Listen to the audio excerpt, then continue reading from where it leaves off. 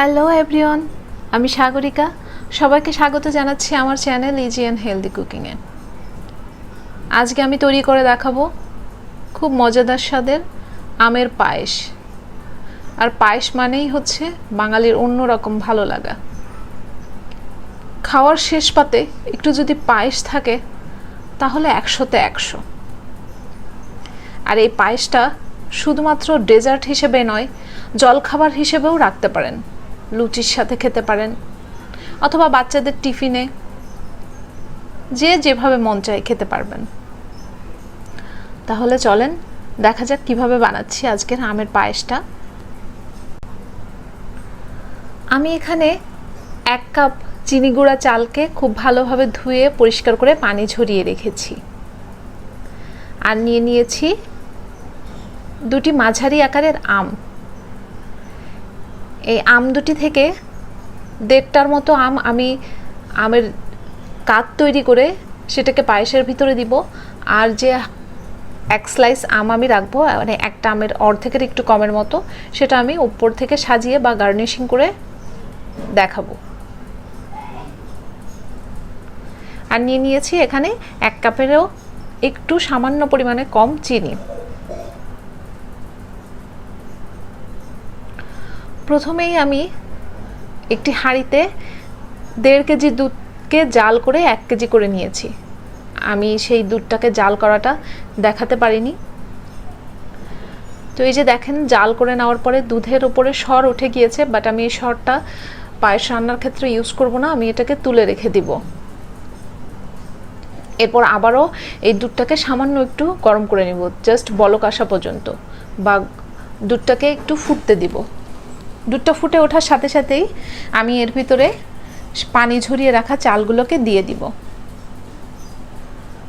চালগুলো দিয়ে দেওয়ার পরে আমি এর ভিতরে অ্যাড করব 2 থেকে 3টি তেজপাতা, কিছু এলাচি, কিছু দারচিনি,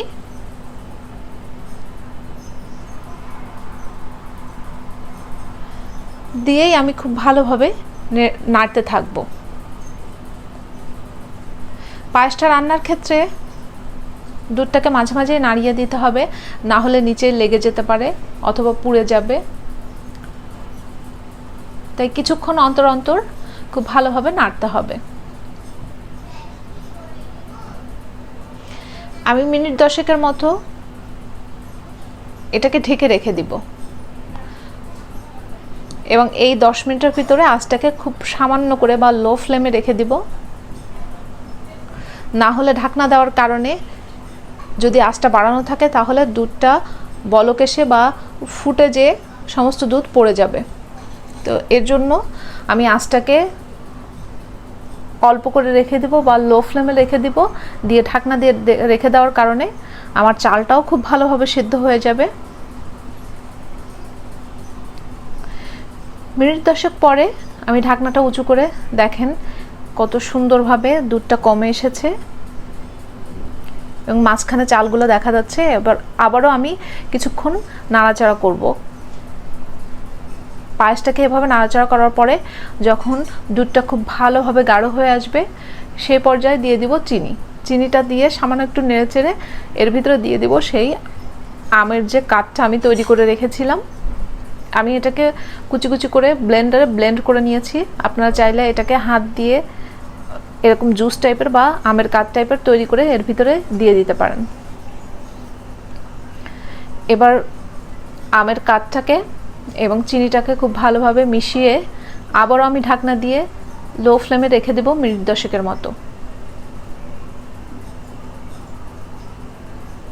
10 মিনিট রেখে দেওয়ার পরে আমি এর ভিতরে দিয়ে দিব কিছু কিশমিশ। কিশমিশটা অ্যাড করেই আমি আরও কিছুক্ষণ ঢাকনা দিয়ে ঢেকে তারপরে নামিয়ে নেব।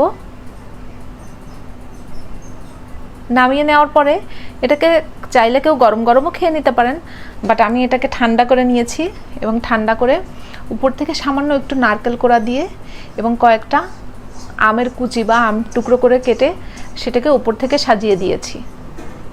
তারপর আমি এটাকে গরম গরম লুচির সাথে বিকেলের নাস্তা হিসেবে রেখেছিলাম। আপনারা এটা চাইলে এমনিতেও খেতে পারবেন। এটা সত্যিই খেতে খুবই মজাদার এবং এই আমের সিজন থাকতে থাকতে আপনারা অবশ্যই আমের পায়েসটা তৈরি করে খাবেন, খেয়ে জানাবেন কেমন হয়েছিল। ভালো থাকবেন সবাই, সুস্থ থাকবেন। ধন্যবাদ।